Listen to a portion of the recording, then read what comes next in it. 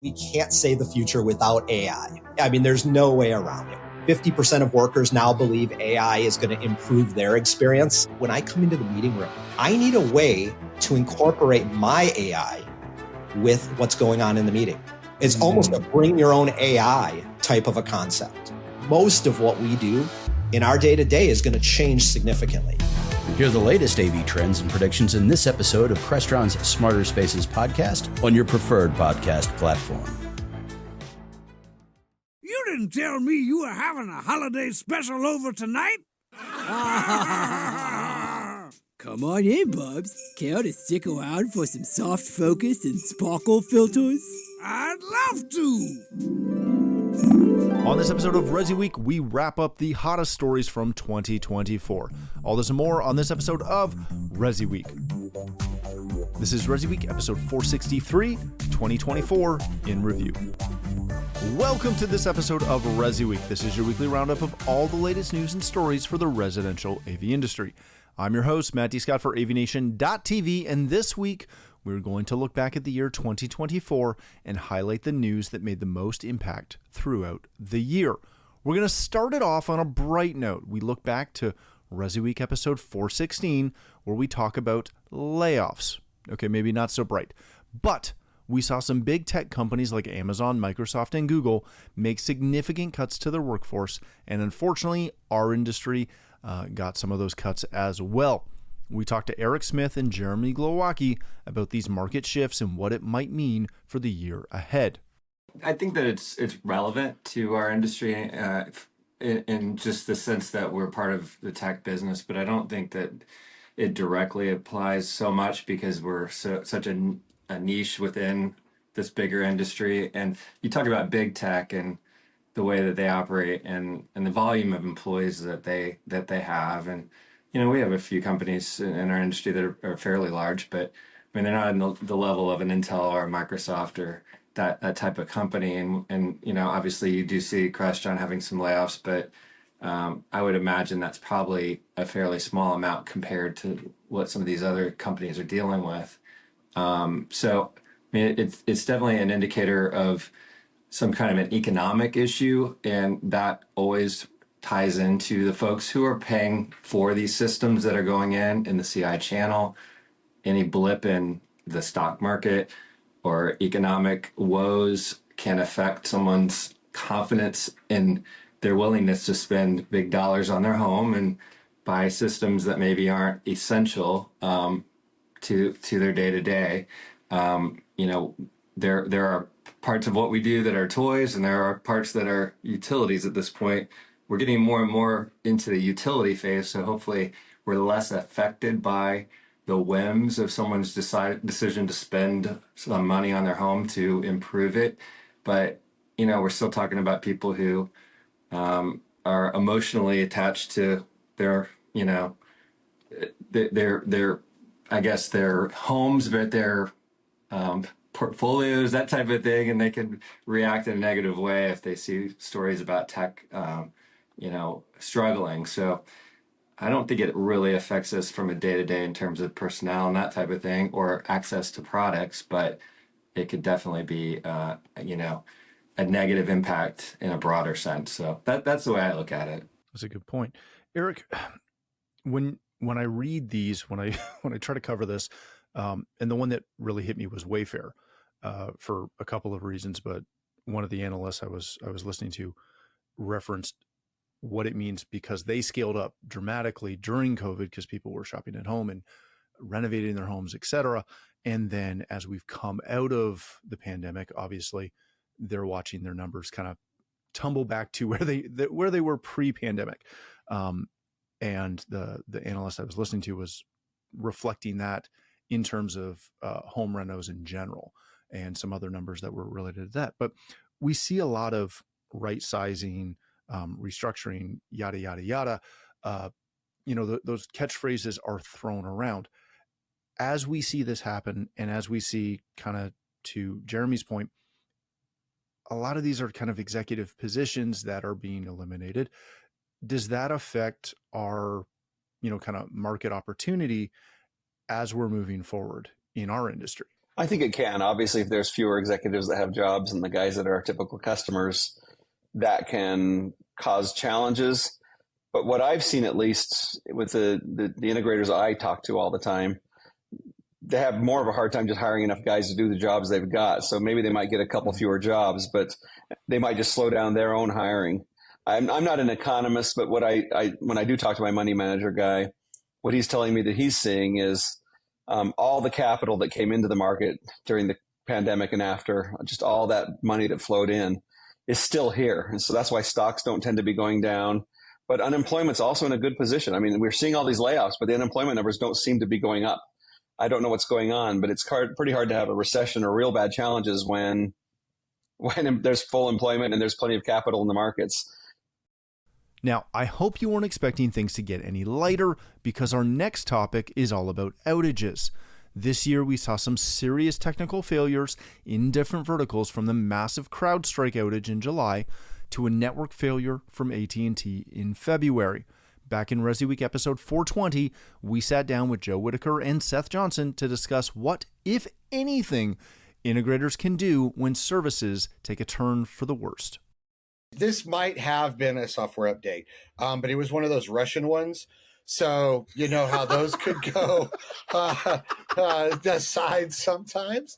But the outage was interesting because it wasn't just in some areas of the United States. It wasn't just cell coverage. It did affect some hardline fiber trunks that fed houses internet. So it was like a really big outage. But from our side, what we should always tell customers is, and it's always that liability statement, right? It's like, we're only liable for the end of your hand, that corner of your house. Anything that happens outside of that, you need to be calling your cell company. You need to be calling your ISP. I told you 6 months ago you needed to turn Wi-Fi calling in your settings on your phone, because we don't sell cell phone repeaters anymore. All of those things, those need to be put up out front, because an integrator does get those calls when it's something that's totally no control of theirs. But they have to put that up front, whether it be putting it into the contract, putting it in a piece of paper, putting it in service contracts, or just telling them. You know what I mean? Integrators have to be a little more upfront about what they're actually responsible for. And that's been a problem for as long as I've been in this industry. Friends of mine have gotten themselves in trouble for not like drawing the line. Here's where, Seth knows this story. Now, this is as far as we go. Where your curb is outside, anything past that, not my problem. I'm sorry, I can't control the airwaves. But on the conspiracy side, there is an answer to your question, Matt. We will know in about 24 months what caused this when you see the commercial for the lawsuit. Remember that day you couldn't pay your electric bill because your cell phone didn't work. We are now doing a class action lawsuit against AT&T for not having proper cyberware to stop the Russians from doing a nefarious update. So, I mean, we eventually will know. But it is funny how Seth is a software guy, so he'll probably have the answers for this. But you have like Department of Homeland Security involved, FBI involved, and this shows how very little regulation our government actually has on companies like Facebook, AT&T. Like, oh, you want to investigate? Sorry, no, you can't come into our building. We'll let you know if it was a hack or if not, and we won't tell you if it's hack, if it's going to make us look bad. Because we do have investors. So the software side, I'll let Seth have all that. But all those things did totally run through my mind because, I'm just really glad that you gave that entire speech from a dark room. Yes. Backlit. It's my backlit. If you're just listening, Joe's mostly backlit in a dark corner of his house. Seth, this gave me eerie memories of when Rogers up here in Canada went down for over 72 hours, and the same kind of thing happened. They went down. There was a lot of speculation about what caused it. They went with the same sort of software issue, problem. One switch broke and the whole internet across the country went down. This could be as simple as somebody literally trying to do a little software update, that bricked something and it just cascaded. Does that happen? Is that possible? Is this just like dumb luck? No. I mean, it's entirely. Tell me it's the Russians. It's entirely possible that it was someone working at 4 a.m. pushing out a software update that didn't work, or a configuration file that wasn't compatible, and it's one of those things like, oh, we never expected someone to ever write this configuration file wrong, because why would they ever do that? And it just has, like you said, a cascading effect that shuts down the entire network for, I don't know, it's like 5 hours. So it's a good bit of time for most people. I don't think I got mine back until that afternoon, but yeah, I mean, I like just to kind of, I feel like we're continuing the show from last week where it was like, you're the last one to touch it. So it's your fault. Yeah. with this, you know, like it's one of those things. It's like everything's down and you were the last one here. So I'm going to call you and tell you to come out and fix it, but I can't because your ISP's down, you know, that kind of thing. From a software development standpoint, this happens all the time. And the reason I really don't think it is a state actor or anything like that is I think they would have to, well, maybe not in this case, but I think they have to mostly within a few days say that happened by law now. Like there's a law out there, either stateside or federal side, where they do have to come out and say, we were hacked and here is the length of or the how much they've got into it. But I'm not sure about this. It's more of an infrastructure thing. So it will be interesting to see what did cause this and whatever portion. And that's why I'm with Matt. I'm with Matt. It's a conspiracy, 100%, because companies like AT&T have things that have redundancies. Like, you know, oh, this one, you know. You would think. This one server ranch is bad. We just flip switch, boom, we're on the other one. You're back up in 10 minutes. Yeah, I mean, you saw Facebook a couple of years back. We were just talking about this before the show. They took the Facebook domain and on their router, on their edge router, sent the entire domain to null, which basically means all the traffic around the entire world was now routed to nothing, absolutely nothing. And that included the access control to the building that had the server in it that they needed to go reset. So they had to take a chainsaw to break into the building to actually get to the server. And just like you said, it's a cascade of issues that happen. Mm-hmm. And a lot of these systems, especially when you get into these large networks, large companies like Facebook, they aren't I made that mistake, let me reboot this system and we're back up. It is a full-on emergency stop. We got to start these processes to make sure everything comes back online without blowing everything else up.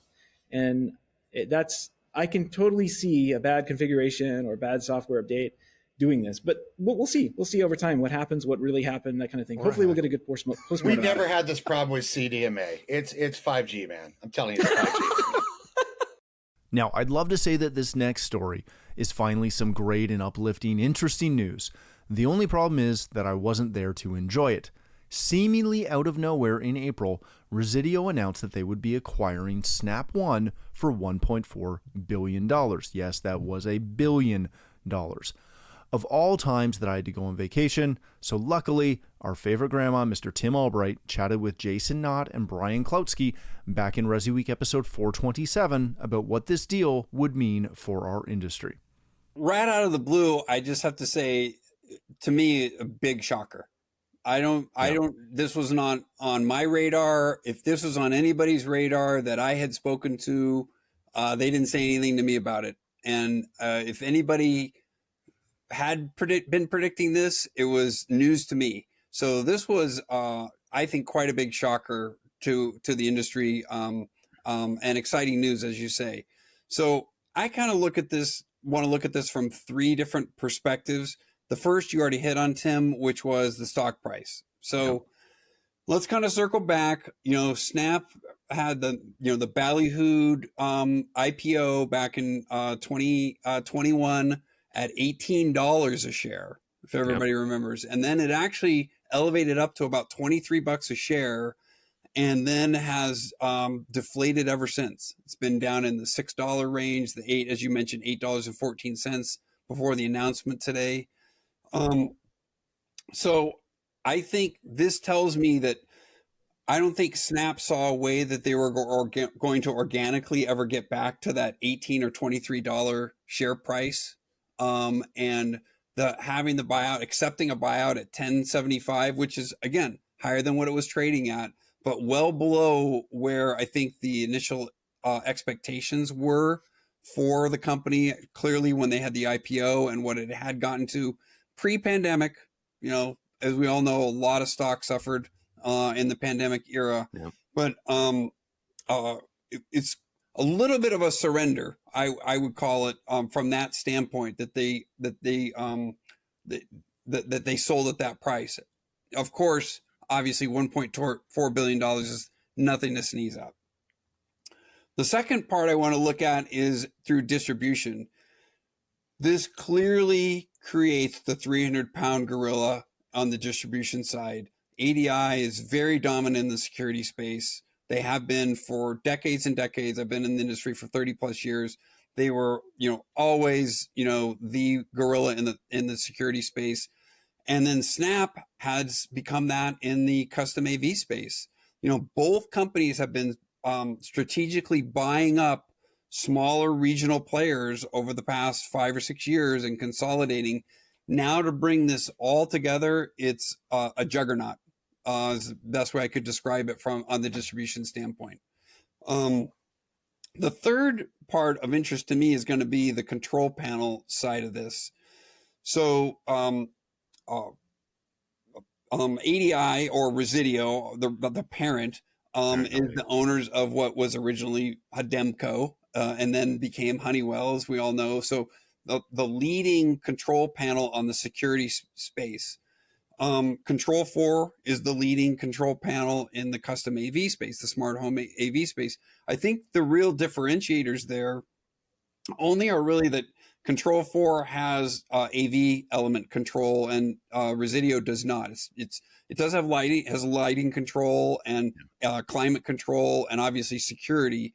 And they had, over the years, I think Residio acquired Whisker Labs a few years ago that has some real cool energy management elements to it where they can read different signatures of different devices in the home. So the Hidemco, or again, I'm old school here. The Hidemco panel, that Residio panel is a very intelligent security panel. I'm going to be curious to how they define those two panels in the market now. Are they going to try and keep them both as a better, best solution out there for the market? Are we going to see the capabilities combined into a singular panel? Because we know the security integrators are already trying to elevate into custom AV smart home space and add more elements to their service offerings. So it could be, we're seeing a migration that's happening of, a lot of integrators eschewing doing control at all. They're have individual apps, an individual Sonos app, an individual Lutron app, whatever it might be. So maybe the control conflict between those two panels isn't such a big deal because they see this as a somewhat diminishing market. I don't know, but I'll be very, very curious to see where this shakes out at the control panel side. All right, Brian, from your standpoint, what does this mean to the industry? I think Jason is spot on. I also would add that the AV companies are migrating towards security. So while security is going to AV is going back to security. And let's not forget that under the Snap umbrella is the Claire brand for security. And so it adds another element. I look at it as a distributor side. If I'm on the ADI team and Snap is moving into your backyard and they're gobbling up other distributors. And so I think it could be the best of both worlds. We're going to have to wait to see how this thing shakes out. I think the Control4 dealers, near and dear to my heart from my previous history, I think have been kind of in this lost limbo way under the Snap umbrella after they got acquired. The business model kind of just sat stale for a while as they continued to build up the distribution brand. There's always been, from the dealer side, a sense of that the Control4 protected brand under the dealership umbrella was going to be sold massive. And in reading a lot of the reviews today, now that question is even more apparent. You take the combination of Snap announcing Connect and announcing Assist, it brings you down a path to where I could go to an ADI counter, buy a Control 4-piece, and get support from a dealer that is under the Assist portion. So what Snap announced 3 months ago is that part of this long process that they've been building out. I think Jason's also right in the fact that it's a little bit of a surrender. It's almost like they didn't know what to do with that control side of the business. Resideo, I think, from a control side, obviously in the thermostat space, security space, and the ADI world, understands maybe a little bit better than Snap did. It's going to be a wait and see. But my phone's been blowing up today as people from my past life have been calling me. I woke up to a wow. That was the first text message. And I'm like, what do you mean, wow? And then I saw the news. So, yeah, like you said, we could talk all day on this. Finally, we get to talk about Sonos. They had a very interesting year, to say the least. They released a couple of wonderful new products like the Era 100 speaker, the Era 100 Pro speaker, the new Ace headphones, the Arc Ultra, to add to that wonderful list. They also released an update to their app that not only caused a stir in our community, it hit, the internet, it hit every customer who has ever used their product, and it hit them squarely in their second quarter. And that's not a euphemism. At one point, there was so much Sonos to talk about that we dedicated an entire episode just to them. On episode 432, I talked to Mark Feinberg and Todd Anthony Puma to discuss what in the world was going on with Sonos. As for myself, as I use Sonos more as a media streamer with my Crestron systems, and it's been working great. It's been the most solid system that we have. It's user-friendly. It's been a brick. It's been absolutely the only product that we offer that we have the most consistency on. And that's what I kind of loved about Sonos is originally I would bash them and say, they're not for the CI channel. They're not for us. They're against us. And Mark would be my witness to that on multiple different CDs we would occur and would go to. And now I'm kind of thinking to myself is they don't even like their own customers, let alone the CI channel, because you have to hate us or hate the community or hate your customer base in order to release something like this. What kind of ignorance does it take for whoever developed this? And it's like you were stating, it's a large company. It's not one individual that's making the decision. It's a farm of engineers. It's a farm of hopefully beta testers and dealers that are going through this. And when they said, let's push this, was it one of those things that they pushed it because they had to hit a timeline or they had to put something new out, that they just wanted to get it out there and think, hey, you know what? We see all these flaws. Nobody's going to notice them. Is that the question there? Or is that what they have done? Because it's self-sabotage in a sense. And I've never seen a company that has done something of this large of scale. They're acting like an immature company that just became to market. Someone new. This is like an Autonomics. Like, I'm not stating Autonomics has done this, but it's more of the size and the scale of Autonomics of a company like that to more be kind of prone to this kind of release and what they push forward. What I'm more worried about right now is our services to our clients.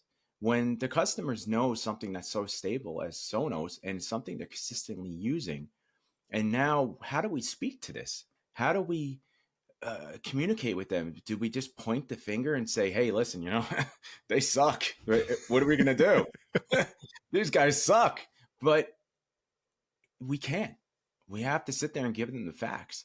When is this timeline going to be given to us when this is going to be resolved? For me, it should have been resolved yesterday. Or they should have reversed it and put it back to the original app and kind of said, hey, listen, we found our issues, own it, and move on from there. But I don't believe they have at this point. Am I correct? Has anything been announced? They definitely haven't rolled back. They've kind of dug their heels in on it.